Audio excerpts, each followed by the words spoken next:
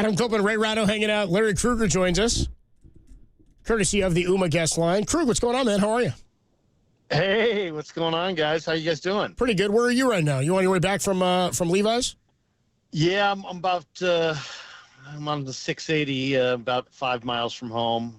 It's quite the commute on a Thursday afternoon. Yeah, nice. You got to get down there and see a limited edition or a limited version of Christian McCaffrey, huh? Yeah, he was running around today at practice. We did film some of that, and I thought he looked pretty good, to be honest. I mean, he was chopping his feet, and he didn't look. I mean, it wasn't. I would say he was running guys about maybe 75%. Your typical practice speed. But I thought he looked pretty good, and I thought JJ looked good as well. Can you make an assumption based on that about whether he's going to play or not? No. Do it anyway, damn you. Yeah, I would say he's not going to play. I think last year was about Christian and the MVP and everything. This year it's about get that guy right in December and make sure you get to December. And if you can run Patrick Taylor or Garendo or obviously Jordan Mason, I think that's going to be the plan. Who plays first, Talanoa Hufanga or Christian McCaffrey? That's a great question. I'm going to say McCaffrey. I think Hufanga plays not till week 5. We were postulating earlier that McCaffrey doesn't play until the doctors say he's 100% rather than he says he's 100%. Is that the way Shanahan would play it, that he's going to wait for the doctors to clear McCaffrey rather than McCaffrey clearing himself? Well, come on, Ray. Well, I asked you because I'm trying to fake it here. We kind of did, yeah. Yeah. Well, if we ask Kyle that question, he's going to be, oh, absolutely. We're going to defer to the doctors. And, we would never do anything against our doctor's wishes. And, Christian has input, but only input. And the final call is the doctor's. So I think it might have his play might be tied more to, I think he looks pretty good. It's just a matter of how do they keep winning games. If they keep winning games and Mason and the other backs can withstand the workload, I think it's probably wise of them to hold him out as long as they possibly can.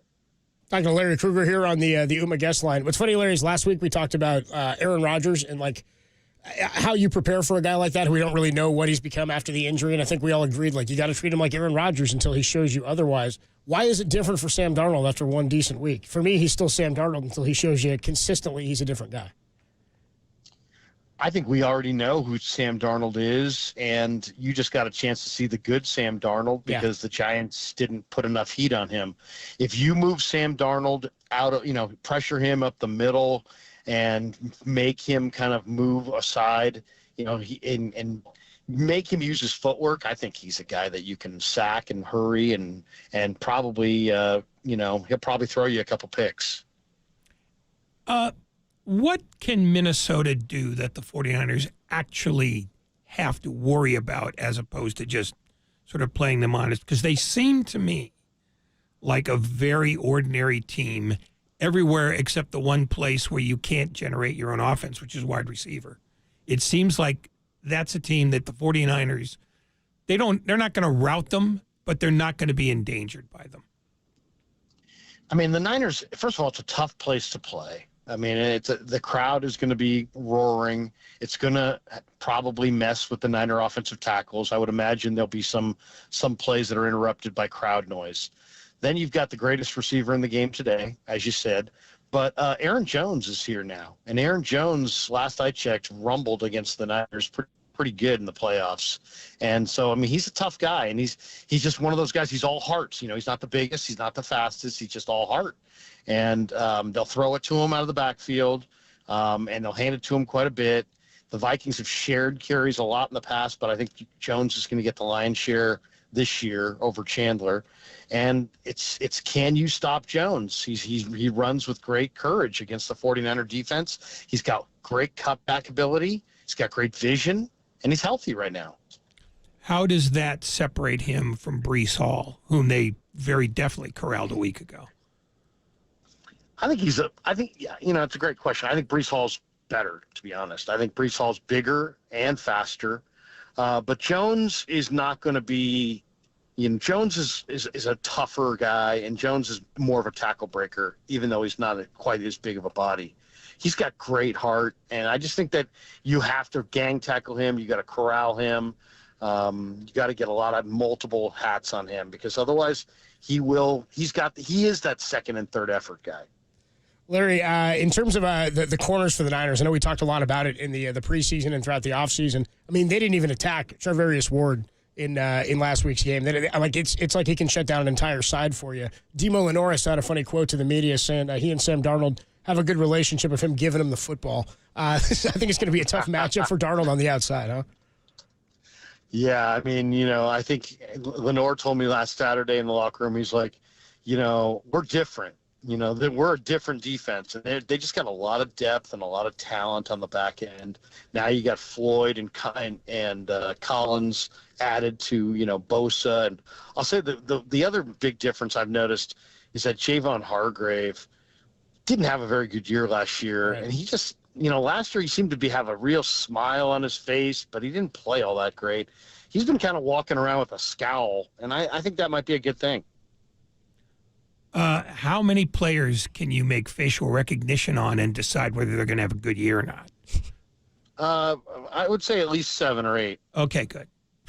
I was going to ask a question about the defense, and in some ways, Adam kind of undercut it, but I'm going to ask this a different way.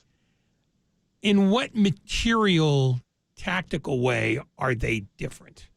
Or is this just talent maturing? Defensively, yeah. I think the 49ers are quite a bit different. I mean, they're different in a negative way in that they took Dre Greenlaw off the field and they replaced him with Devondre Campbell. So that's definitely a step back. But I think they're quite a bit better off the defensive end spot. I don't know that anybody – I don't think they – I don't think they have any defensive end played as hard as Floyd plays other than Bosa. So, I mean, the motor of Floyd is so noticeable opposite Bosa. So they're quite a bit better opposite Bosa. And then Floyd is such a smart player that he understands how to play the run despite the fact he lacks bulk.